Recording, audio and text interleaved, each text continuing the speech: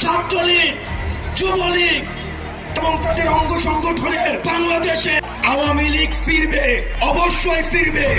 আরো যদি 1 মাস প্রয়োজন হয়, 1 বছরও প্রয়োজন হয়, আমরা এই ময়দান ছাড়ব না। যদি 1 মাস বা 1 বছরও লাগে, আমরা তবুও রাজপথ ছাড়ব না। অবশেষে আওয়ামী লীগ নিষিদ্ধের প্রতিবাদে সংসদ ভবনের সামনে হাসনাত আব্দুল্লাহর কঠিন হুঁশিয়ারি। রাজপথ না ছাড়ার হুঁশিয়ারি দিয়ে যা বললেন এনসিপি নেতা হাসনাত আব্দুল্লাহ। তাহলে কি তলে তলে এনসিপির সাথে সমঝোতা হয়ে গেছে আওয়ামী লীগের? আস্তে আস্তে স্পষ্ট হতে শুরু করেছে আওয়ামী লীগ এনসিপির সমঝোতা।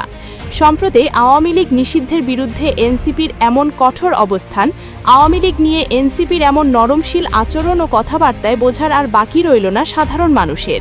এবার আওয়ামী লীগ নিষিদ্ধের প্রতিবাদে রাজপথে হাসনাত আব্দুল্লাহর কঠিন হুঁশিয়ারি। তিনি বলেন, বিএনপির পতন খুবই সন্নিকটে। বিএনপি আর আগের বিএনপি নেই, জনগণের বাইরে গিয়ে কাজ করছে। কিন্তু বিএনপি হয়তো ভুলে গেছে, জনগণ আবারও ক্ষুব্ধ হলে সংসদ ভবনের একটি ইটও রাখবে না। এদেশে আওয়ামী লীগ ফিরবে, অবশ্যই ফিরবে।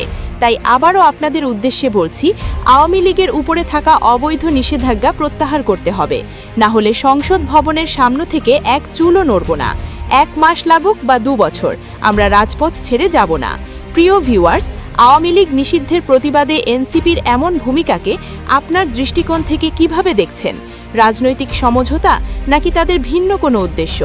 লাইক, কমেন্ট, শেয়ার করে জানিয়ে দিন আপনার মতামত। আরো যদি 1 মাস প্রয়োজন হয়, 1 বছরও প্রয়োজন হয়, আমরা এই ময়দান ছাড়ব না।